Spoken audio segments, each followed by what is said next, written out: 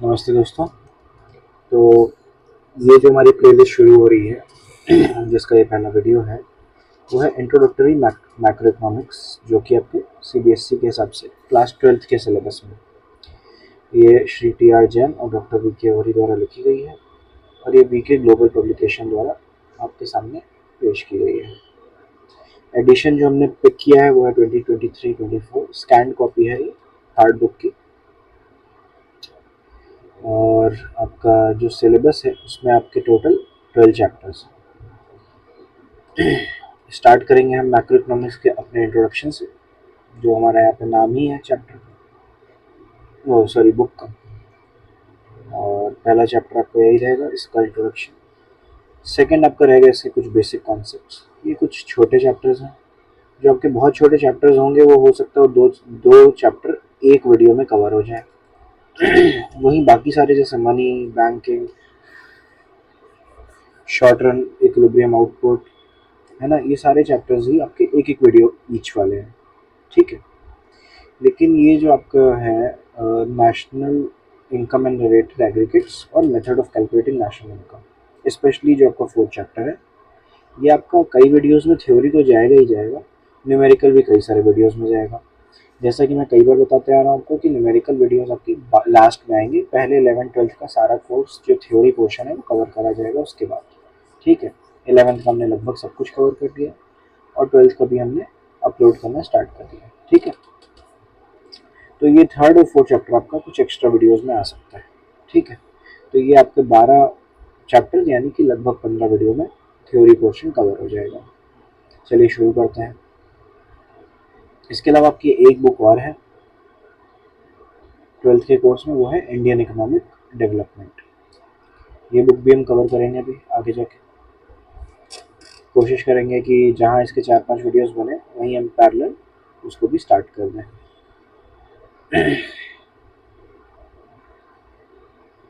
Chapter 1 है हमारा introduction. इसमें हम मैक्रो इकोनॉमिक्स के बारे में पढ़ेंगे, कैसे मैक्रो इकोनॉमिक्स और जो आपने 11th में माइक्रो इकोनॉमिक्स पढ़ी है, माइक्रो इकोनॉमिक्स की वीडियो अपलोडेड है, उसमें क्या डिफरेंस है ये आप पढ़ेंगे। इसके अलावा स्कोप और सिग्निफिकेंस मैक्रो इकोनॉमिक्स का क्या यूज़ है, क्या फ़ायदे हैं, ये भी आप पढ़ेंगे। सबसे पहले तो मैक्रो वर्ड कहाँ से आया। ये ग्रीक वर्ड माक्रोस से आया है, जिसका मतलब होता है लार्ज। ठीक है। और इकोनॉमिक्स के केस में मैक्रो नहीं, इकोनॉमिक्स के केस में लार्ज या मैक्रो का मतलब क्या होता है, एक इकोनॉमी एज अ होल, पूरी की पूरी इकोनॉमी को एक यूनिट के रूप में हम देखते हैं। जब हम माइक्रो इकोनॉमिक्स पढ़ रहे थे तो हम क्या करते थे, कोई एक प्रोड्यूसर, एक कस्टमर, है ना, ऐसी चीज़ें उठाते थे जो अपने आप में एक इंडिविजुअल स्मॉल यूनिट है। लेकिन यहाँ पे हम पूरी पूरी इकोनॉमी, जैसे मान लीजिए इंडियन इकोनॉमी को एक साथ पढ़ेंगे जैसे कि ये खुद में एक यूनिट हो, तभी इसको मैक्रो इकोनॉमिक्स कहा गया। इमर्जेंस ऑफ द डिसिप्लिन, ये सब्जेक्ट आपका कब एज सब्जेक्ट कब आया, ये तब आया इकोनॉमिक्स के एक ब्रांच के रूप में 1936 में, जब British economics George Maynard Keynes, JM Keynes, है ना, इन्होंने अपनी बुक पब्लिश की the general theory of employment, interest and money.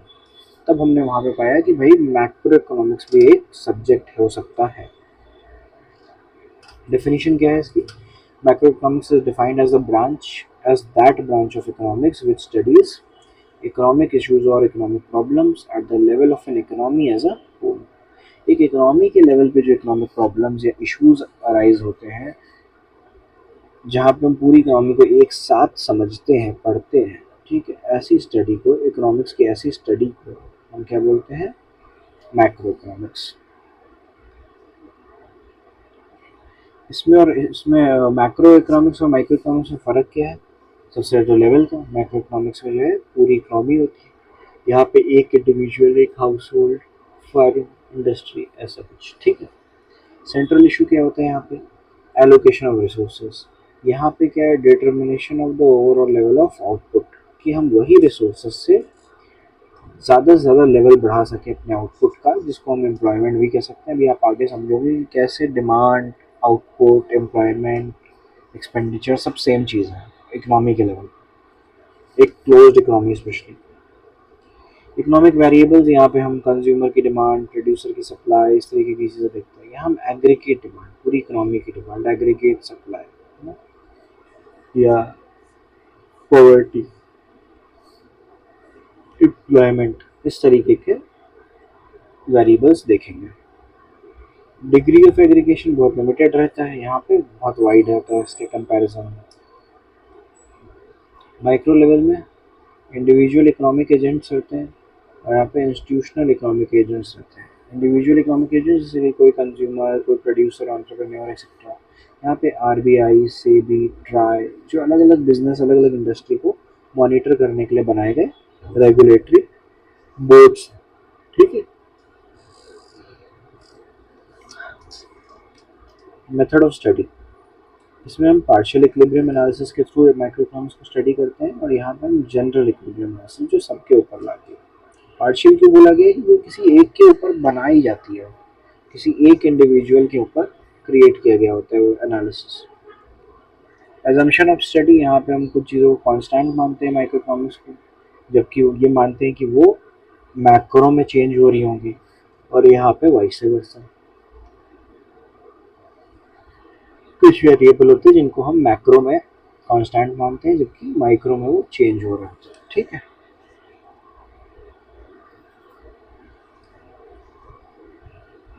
कुछ एग्जांपल दे देता हूँ इसका, तो थोड़ा सा ज़्यादा समझ में आएगा। अभी ऊपर तक का तो आपको फिर भी समझ में आ रहा होगा कि पार्शियल इक्विलिब्रियम एनालिसिस मतलब कोई एक इंडिविजुअल है, वो अब तक अपना बिजनेस कैसे चला रहा था, अब क्या कर रहा है, आगे क्या उसकी डिमांड है, क्या सप्लाई है, तो उसके ऊपर हमने एनालिसिस क्रिएट की, तो पार्शियल हो गई वो, क्योंकि उसी के लिए है वो। जनरल की हमारी पूरी इकोनॉमी कैसे बिहेव करती है, किसी चीज़ के महंगे होने पे, किसी चीज़ के सस्ते होने पे, किसी के सब्सिट्यूट्स निकल आने पे, कोई कंपनी नई इस्टेब्लिश हो जाए किसी क्लोज इंडस्ट्री में, तो उस पर कैसा बिहेव करता है, जनरल एनालिसिस होती है। एजम्पशन स्टडी का अगर हम एग्जांपल लें, तो ये ऐसी चीज़ें हैं जैसे फॉर एग्जांपल जब आप इंडिविजुअल डिमांड की बात कर रहे होते हो, तो आप ये नहीं मानते हो कि दो स्टेजेस के बीच में इन्फ्लेशन बहुत हाई हो गया या एम्प्लॉयमेंट रेट गिर गया, ये सब चीज़ें आप मान के नहीं चलते, क्योंकि वो भी जो है इफेक्ट कर सकती हैं किसी इंडिविजुअल चीज़ की डिमांड या सप्लाई का।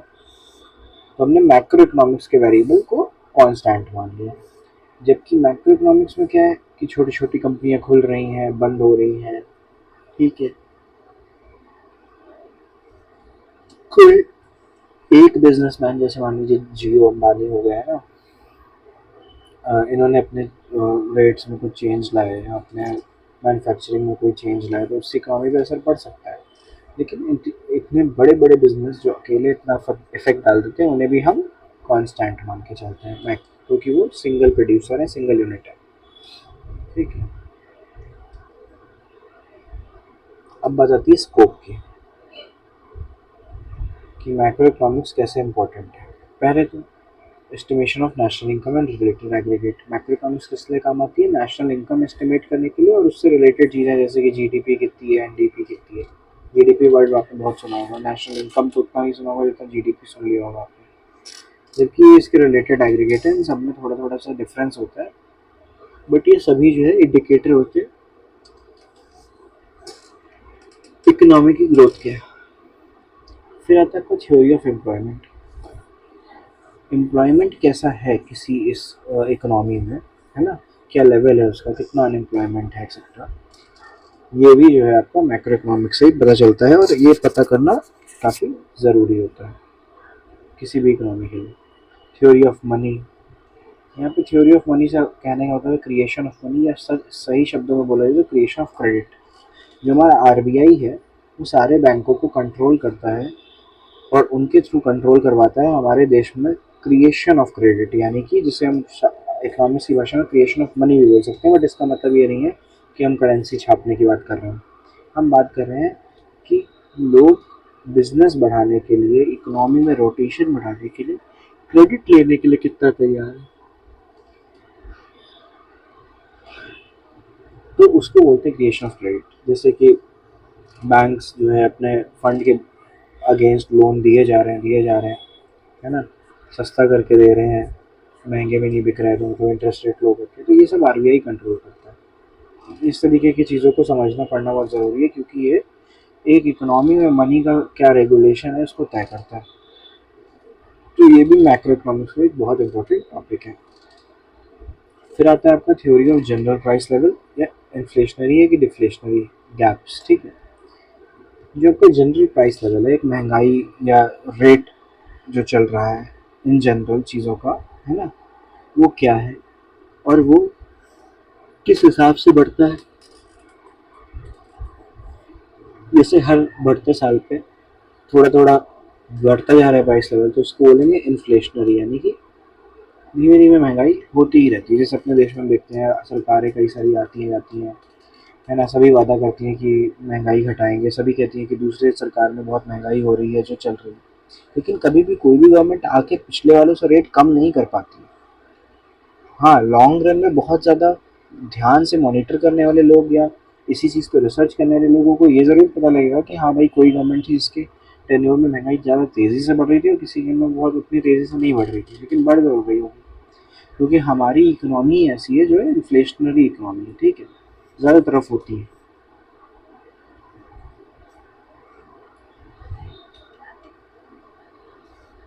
कुछ इकोनॉमीज होती है जो जनरल प्राइस लेवल डिफ्लेशनरी होती है, वहाँ पे समय के साथ धीमे धीमे महंगाई गिरती रहती है। रोल ऑफ द गवर्नमेंट और गवर्नमेंट बजट, मैक्रो इकोनॉमिक्स देखती है कि कैसे गवर्नमेंट का बजट इम्पैक्ट कर रहा है इकोनॉमी की सारी इकोनॉमिक एक्टिविटीज़ के लेवल पर। ठीक है, ये सारी ही मैक्रो इकोनॉमिक्स के वेरिएबल्स हैं ना। सब इस सब चीज़ों को जानने समझने के लिए, पढ़ने के लिए, यूज़र्स तक उनके काम का डेटा पहुंचाने के लिए हमें स्टैटिस्टिक्स और इकोनॉमिक्स को परफॉर्म करना ही पड़ेगा। और ये जो है आपका मैक्रो इकोनॉमिक्स के केस में आएगा, उसकी इम्पोर्टेंस ऐसे पता चल रही है हमें। Exchange rate and balance of payment, जो हमारे देश का दूसरी कंट्रीज की करेंसी से हमारे देश की करेंसी का एक्सचेंज रेट है ना, उसमें हम जितना भी जो भी डिसाइड कर पाते हैं, इससे काफ़ी कुछ तो आजकल मार्केट पे ही डिपेंड करता है, लेकिन जितना भी हम डिसाइड कर पाते हैं वो इसी से कर पाते हैं। जो हमारा बैलेंस ऑफ पेमेंट है, बैलेंस ऑफ पेमेंट मतलब एक्सपोर्ट माइनस इम्पोर्ट, वो भी हम ऐसे ही डिटरमाइन कर पाते हैं, है ना, मैक्रो इकोनॉमिक्स के वेरिएबल्स से। तो ये तो हो गई इसका स्कोप। अब बात करते हैं सिग्निफिकेंस की। देखिए, किसी भी इकोनॉमी का जो डीप डिस्क्रिप्शन है वो मैक्रो इकोनॉमिक्स दे पाता है, कि क्या नेशनल इनकम चल रही है, फिर उसके बाद क्या पर कैपिटा चल रही है, कितना अनएम्प्लॉयमेंट है देश में, गवर्नमेंट का बजट किस तरीके से इकोनॉमी को रेगुलेट कर रहा है। ये सब क्या है, किसी भी इकोनॉमी को डिस्क्राइब करने का तरीका है। तो मैक्रो इकोनॉमिक्स आपको ये अपॉर्चुनिटी देता है। रोड सेकंड क्या है आपका, road map of growth and development. यही बताता है आपको कि आगे क्या करें, मतलब पीछे कौन सी चीज़ें अच्छी चल रही थी, किन चीज़ों का फ़ायदा हुआ, कौन सी चीज़ें नहीं अच्छी चल रही थी, इनका नुकसान हुआ। कंटेम्प्रेरी टाइम में जो दूसरी इकोनॉमीज़ है वो किस चीज़ का कौन से ऐसे चीज़ें लागू कर रही है, पॉलिसी लागू कर रही है, चेंजेस ला रही है, जिससे क्या असर हो रहा है। ये सब देखते हुए मैक्रो इकोनॉमिक्स हमें आगे के डेवलपमेंट और ग्रोथ का अच्छा रास्ता बता सकती है। ठीक है, इकोनॉमिक स्टेबिलिटी, जो मैक्रो इकोनॉमिक्स की स्टडी है वो इन्हीं सब रास्तों के थ्रू क्या करती है, आपको तरीके बताती है जिससे कि आप इकोनॉमिक स्टेबिलिटी अचीव कर पाओ। सही मॉनेटरी पॉलिसी लाके, फिस्कल पॉलिसी लाके, है ना। बैलेंस ऑफ पेमेंट का स्टेटस, अभी हमने ऊपर बात की थी कि बैलेंस ऑफ पेमेंट का स्टेटस किसी कंट्री का कैसे पता चलता है, कि उसकी इकोनॉमी कैसा परफॉर्म कर रही है बाकी देशों के मुकाबले। जो बैलेंस ऑफ ट्रेड है यानी एक्सपोर्ट और इम्पोर्ट, वो हमारे एक्सपोर्ट की कैपेसिटी बताता है, और कंपल्जन टू इम्पोर्ट बताता है, मतलब कितना ज़्यादा से ज़्यादा अच्छे से अच्छा एक्सपोर्ट कर सकते हैं और कितने इम्पोर्ट के लिए हम मजबूर हैं। ठीक है, ये बैलेंस ऑफ पेमेंट बताता है। Problem of poverty and environmental pollution, बड़ी बड़ी प्रॉब्लम्स हैं हमारे देश की, जैसे कि इन्वायरमेंटल पोल्यूशन है, पॉवर्टी है, अनएम्प्लॉयमेंट है, लैक ऑफ एजुकेशन है, लिटरेसी है। इस तरीके की बड़ी बड़ी प्रॉब्लम से क्या इनकी जड़ है, कैसे इन्हें सॉल्व कर सकते हैं, ये मैक्रो इकोनॉमिक्स हमें बताती है। इसमें हम ऐसा पढ़ते हैं। पॉलिसी फॉर्मुलेशन में मैक्रो इकोनॉमिक्स बहुत काम आती है, जब वो हमें बताती है कि एग्रीगेट डिमांड कितनी है, एग्रीगेट सप्लाई कितनी है, टोटल कंजम्पशन देश में कितना है, इन्वेस्टमेंट एक्सपेंडिचर कितना है इकोनॉमी में, है ना, आउटपुट कितना है हर सेक्टर से। ये सब चीज़ें जब हमें पता लगती हैं तभी हम अच्छी पॉलिसी फॉर्मुलेट कर पाते हैं, तभी हमारे देश के जो लीडर्स हैं वो अच्छी पॉलिसी फॉर्मुलेट कर पाते हैं। ठीक है, तो ये हो गया आपका पॉलिसी फॉर्मुलेशन। ये सब सिग्निफिकेंस था हमारा माइक्रो इकोनॉमिक्स का। ठीक है, जैसे कि मैंने कहा था कि फर्स्ट सेकंड चैप्टर थोड़े छोटे हैं, ये एक ही वीडियो में कवर हो सकते हैं। ठीक है, मान लीजिए अगर हम सेकंड पूरा नहीं भी कर पाए तो भी हम काफ़ी कुछ कवर ज़रूर करेंगे, क्योंकि अभी हमारा वीडियो बहुत ही कम मिनट्स का, ज़रा चेक कर लेते हैं।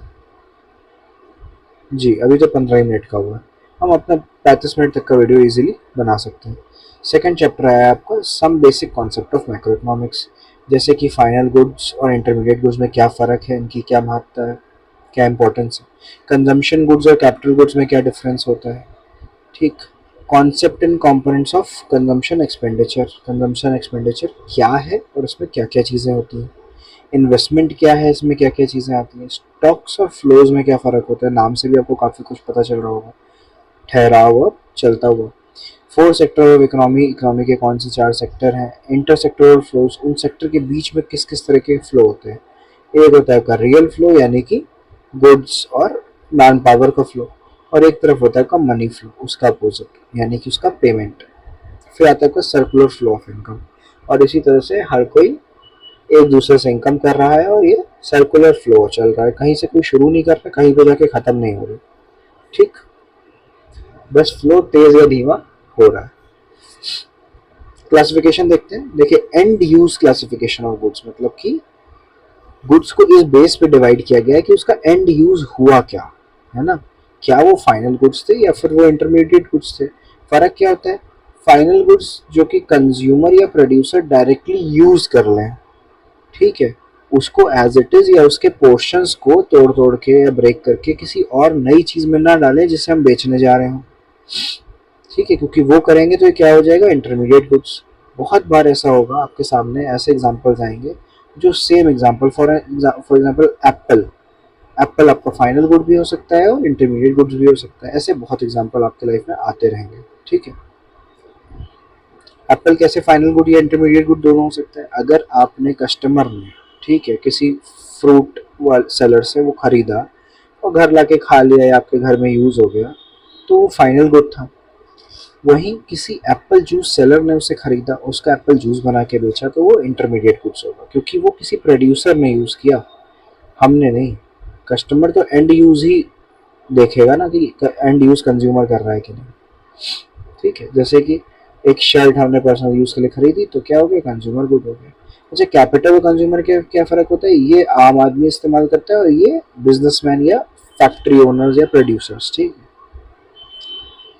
जैसे कि अभी हमने एप्पल जूस की बात की थी तो वहाँ पे भी एक प्रोड्यूसर है ना, जो आपके आप मार्केट से एप्पल खरीद के आपके लिए एप्पल जूस बना के दे रहा है, पैसे ले रहा है उसके बदले।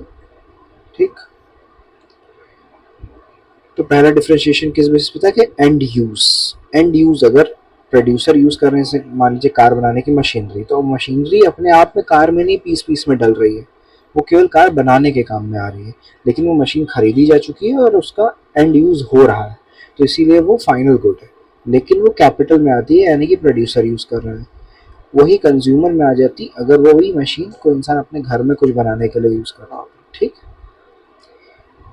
और इंटरमीडिएट गुड्स तो आप समझ ही गए, वो चीज़ जो कोई भी प्रोड्यूसर यूज़ कर रहा है आगे रीसेल करने के लिए या फिर उसको कुछ ऐड ऑन करके बेचने के लिए।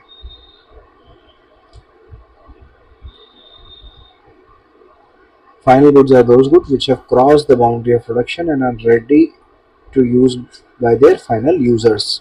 फाइनल यूजर ही उन्हें यूज कर रहे हैं, ध्यान रखना है, और बाउंड्री लाइन क्रॉस कर गए प्रोडक्शन की।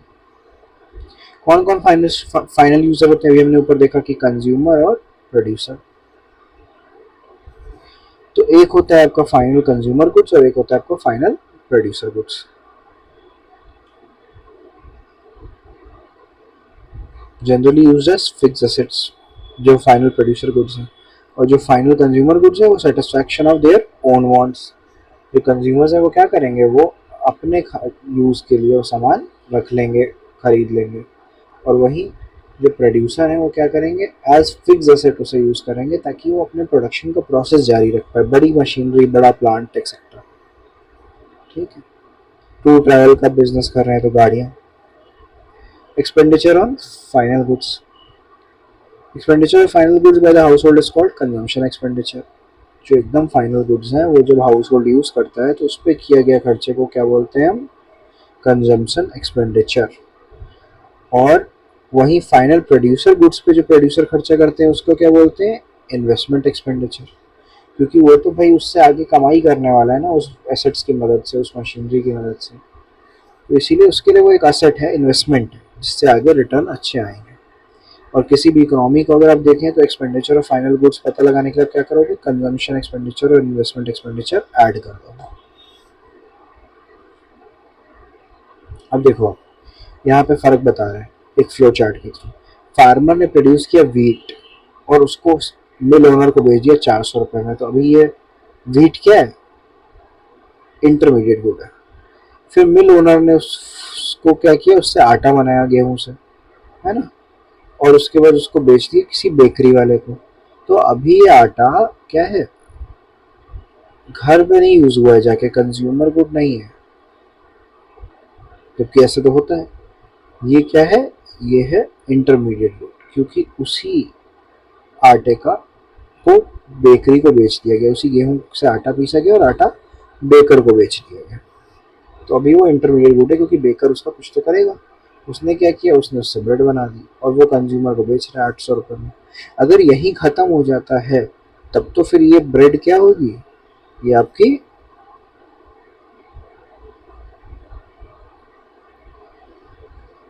ब्रेड जो है इंटरमीडिएट गुड हो जाएगी। सॉरी, अगर ये कोई कंज्यूमर खरीद लेता तो ये कैसा गुड हो जाता है, ये कंज्यूमर गुड हो जाता है, फाइनल गुड, ठीक। लेकिन क्योंकि इसको जो है कहाँ बेच दिया गया, एक मान लीजिए एक ऑप्शन लेते हैं कि इसी ब्रेड को बेच दिया गया किसी पकौड़े वाले के पास, या एग ऑमलेट शॉप पे, ठीक है। ऐसे लोग क्या करते हैं, ब्रेड खरीदते हैं, उसको ऑमलेट में मिक्स करते हैं या उसका पकौड़ा बनाते हैं, फिर बेचते हैं। तो ये यही ब्रेड वापस क्या जाती है, इंटरमीडिएट गुड हो जाती है। हम क्यों कहते हैं कि फाइनल गुड्स जो है वो बाउंड्री लाइन प्रोडक्शन का क्रॉस कर चुके हैं, क्योंकि अब इसमें कोई और वैल्यू ऐड होने के लिए नहीं बची, ठीक है। क्यों, कब फाइनल गुड्स फाइनल कब तक नहीं कहे जाते, जब तक उनमें इजीली बहुत वाइड स्कोप पे कोई चीज़ ऐड की जा सकती है, ठीक है, प्रोडक्शन से रिलेटेड। लेकिन जो इस लाइन को क्रॉस कर चुके हैं, इसकी बाउंड्री क्रॉस कर चुके हैं, वो फाइनल गुड है। इंटरमीडिएट में क्या क्या होता है देखिए, जिसने अभी तक बाउंड्री लाइन क्रॉस ना की हो, या उस गुड्स में वैल्यू ऐड होना अभी भी बचा हो, या फाइनल यूजर के यूज करने लायक अभी तैयार ना हुई हो, ऐसे गुड्स को हम इंटरमीडिएट गुड्स कहते हैं।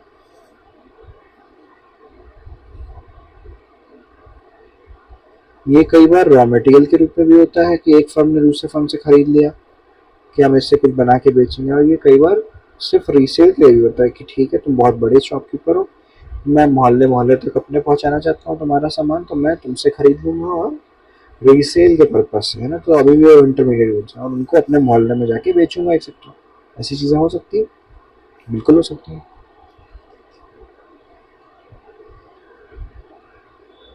Shirts purchase by firm X from firm Y for resale are intermediate goods, क्योंकि रीसेल के लिए था, etcetera. Non inclusion national income, value of intermediate goods ultimately becomes a part of the value of final good, है ना। तो इसीलिए हम इसको नेशनल इनकम में इंक्लूड नहीं करते, यानी माइनस करते हैं। मान लीजिए पूरे देश की हम नेशनल इनकम निकाल रहे हैं, किसी ने लकड़ी बेची 20,000 रुपये में, हमने उसकी इनकम गिन ली 20,000। वही लकड़ी किसी ने फर्नीचर बना के बेच दिया तो हमने फिर फर्नीचर की भी पूरी पूरी वैल्यू गिन ली, जबकि हम ही ने वो पहले वाला अमाउंट दिया था, ठीक है। तो कहीं वो डबल काउंट ना हो जाए, क्योंकि उसकी वैल्यू तो भाई सामने वाले ने खरीदा है, वो उसका आगे कुछ भी बना के बेचेगा तो उसकी वैल्यू तो जोड़ेगा ही। तो डबल काउंट ना हो जाए इसके लिए हम इंटरमीडिएट गुड्स की वैल्यू नहीं लिखते। हम ये देखते हैं कि जो चीज़ लास्ट में कंज्यूमर के लिए जा रही है, एंड यूज़ के लिए जा रही है, प्रोड्यूसर या कंज्यूमर के लिए, उसकी वैल्यू ही हम नोट करते हैं, ठीक है, नेशनल इनकम के टाइम। जैसे यहाँ पे दे रहा है कि 10,000 रुपये कारपेंटर ने लकड़ी खरीदी और 20,000 रुपये की चेयर्स बना के बेच दी। तो अब हम केवल 20,000 रुपये की चेयर्स ही गिनेंगे, वो 10,000 रुपये की लकड़ी नहीं गिनेंगे, क्योंकि वो इसमें यूज़ हो गई है, उसकी वैल्यू इसमें एडेड है। और जो इंटरमीडिएट गुड्स पे खर्चा होता है उसको हम इंटरमीडिएट कंजम्पशन या इंटरमीडिएट कॉस्ट कहते हैं।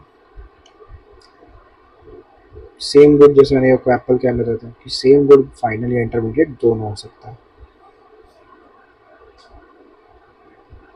डिफरेंस अब की बार आप लोग होमवर्क में पढ़ेंगे। सॉरी,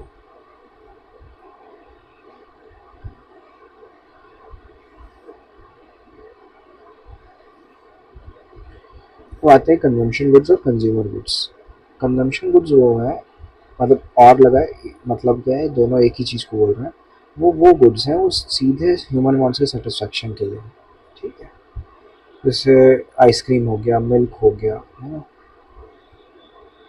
और भी आपकी बहुत सी चीज़ें आती हैं, नीचे आपको देखने को मिलेंगी। सबसे पहला कैटेगराइजेशन क्या है, durable, semi durable, non durable और नॉन मटेरियल। और अच्छा क्लासिफिकेशन है। ड्यूरेबल गुड्स जो बहुत साल चलते हैं, जैसे कार हो गई, स्कूटर हो गया, टीवी, एसी, फ्रिज, क्या है ये आपके घर में अगर लग गया था 8 साल पहले भी ना, तो अभी तक चल रहा हो, ख़राब नहीं हुआ होगा या रिपेयर होके चल रहा होगा। तो ये जो मिनिमम 8 साल 5 साल चीज़ें चलती हैं वो ड्यूरेबल गुड्स होती हैं। फिर आते हैं सेमी ड्यूरेबल गुड्स, जैसे कि आपके कपड़े, क्रॉकरी, इलेक्ट्रिक गुड्स। फर्नीचर तो इसमें नहीं आना चाहिए, चलो खैर, फर्नीचर जस्ट बिलो है ड्यूरेबल गुड्स के, वो 5 साल से कम भी चलता है कई जगह, इसीलिए ड्यूरेबल में नहीं आ पा रहा है। लेकिन जो 1 साल 1 से 2 साल तक चीज़ें चलती हैं, जैसे कपड़े हो गए, क्रॉकरी हो गई ना कांच की, जो टूट भी जाती है कई बार, सेट खराब हो जाता है ऐसे, इलेक्ट्रिक गुड्स हो गए छोटे छोटे, ये सब क्या है, 1 2 साल ही चलते हैं। आजकल तो फ़ोन्स भी इतना ही चलते हैं। फिर आता है नॉन ड्यूरेबल, वो है सिंगल यूज़, मतलब आपने एक बार ख़रीदा, खाया या कंज्यूम किया, ख़त्म कर दिया, ये होते हैं नॉन ड्यूरेबल। जैसे कि आइसक्रीम हो गया, मिल्क हो गया, पेट्रोल हो गया, इंक हो गया, है ना, ये एक बार यूज़ हो गया तो दोबारा नहीं होता। जबकि यहाँ क्लोथ्स दोबारा यूज़ होते हैं, फर्नीचर दोबारा यूज़ होता है, टीवी, रेडियो, कार, स्कूटर सब दोबारा यूज़ होता है। लेकिन यहाँ कौन सी चीज़ें आ रही है नॉन ड्यूरेबल में, जो दोबारा नहीं यूज़ हो सकती, ठीक है, जैसे आटा, दाल, चावल एक्सेट्रा। फिर आता है नॉन मटेरियल गुड्स या सीधा सर्विसेज, जिसे हम बोलते हैं, जिसे आप देख ही नहीं सकते तो सब खत्म क्या करोगे, उसे कई बार यूज़ क्या करोगे, सर्विस है। डॉक्टर, लॉयर, टैक्सी ड्राइवर, ये सब क्या है, अपनी सर्विस आपको प्रोवाइड करा रहे हैं। कैपिटल गुड्स, कैपिटल गुड्स जो है प्रोड्यूसर के फिक्स एसेट होते हैं, जैसे कि प्लांट मशीनरी, मैंने आपको बताया था। ये बार बार कई सालों तक जो है मैन्युफैक्चरिंग या प्रोडक्शन में काम में आते हैं, और इनकी वैल्यू भी बहुत ज़्यादा होती है। अगर मान लो 10 साल चल रहे हैं तो 10 साल तक आप इनका खर्चा, इन एसेट का खर्चा डिवाइड करोगे खरीदने का 10 अलग अलग साल में, तब भी आप लॉस के करीब पहुँचते रहोगे, है ना। Even nuts and bolts और nails and screws are used for several years, but these are not capital goods। लेकिन ऐसी हर चीज़ कैपिटल गुड नहीं होती, ठीक है। नट, स्क्रूज, ये सब भी बहुत कम वैल्यू के हैं। फिक्स एसेट्स हमेशा बहुत ज़्यादा वैल्यू के होते हैं। Only those fixed assets of the producer are taken as capital goods which are used in the production of process of production for several years and which are of high value. Also capital goods involve depreciation. सही बात है भाई, बड़ी बड़ी जो चीज़ें हैं जैसे मशीनरी, प्लांट, फर्नीचर, ये सब क्या डिप्रिशिएट होता है। आपने पहले साल खरीदा मान लीजिए 2 लाख का, अगले साल ये 2 लाख में नहीं बिकेगा, 180, 160, 170 ऐसे बिकेगा। फिर और आपने खरीदा और किसी को बेचा, अब आप बेचने चलोगे, मान लीजिए आपने 160 में खरीदी, तो आप 120, ये रेट लगाओगे, है ना। तो ऐसे जो करते हैं हम, वो क्यों करते हैं, क्योंकि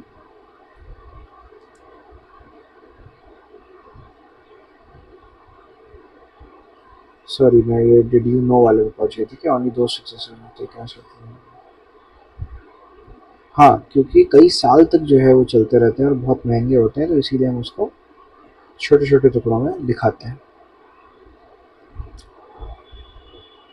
और डिप्रिशिएशन क्यों होता है, क्योंकि कोई भी कैपिटल गुड है वो यूज़ होते होते वियर एंड टीयर में अपनी वैल्यू खोता जाता है, ठीक है। तो इसीलिए कैपिटल स्टॉक आपके पास पहले से मौजूद है, आपको एक्स्ट्रा चाहिए तो एडिशन के काम में भी आ सकता है ना, और रिप्लेसमेंट के काम में भी आ सकता है पुराने स्टॉक के। सारे कैपिटल गुड्स क्या हैं, प्रोड्यूसर गुड्स हैं, क्योंकि कैपिटल गुड्स क्या होते हैं, कंज्यूमर में से वो वाले जो प्रोड्यूसर के काम में आते हैं। लेकिन सारे प्रोड्यूसर गुड कैपिटल गुड नहीं है, है ना, क्योंकि प्रोड्यूसर गुड्स में रॉ मटेरियल और ये सब चीज़ें आ जाती हैं, goods use as fixed assets etcetera. Consumption goods और कैपिटल गुड्स में फिर से डिफरेंस ये आप होमवर्क में पढ़ेंगे। अब आता है concept and components of consumption expenditure. एक बार देख लेते हैं कितने पेजेस बचे हैं, क्या ये अभी इस वीडियो में ख़त्म हो पाएगा? मुझे लग नहीं रहा है ना, नहीं ख़त्म हो पाएगा। ठीक है, तो ऐसा करते हैं, इस वीडियो को इतने पे ही एंड करते हैं। 30 मिनट का हो गया परफेक्ट। और फिर हम मिलेंगे अगले वीडियो में सेकंड चैप्टर के इसी पोर्शन के साथ। जहाँ तक हमने पढ़ लिया है वो है डिप्रिशिएशन में, ये तो बाद वाला है। हाँ, हमें पढ़ना है यहाँ से concept and components of consumption expenditure. चलो धन्यवाद, मिलते हैं अगले वीडियो में।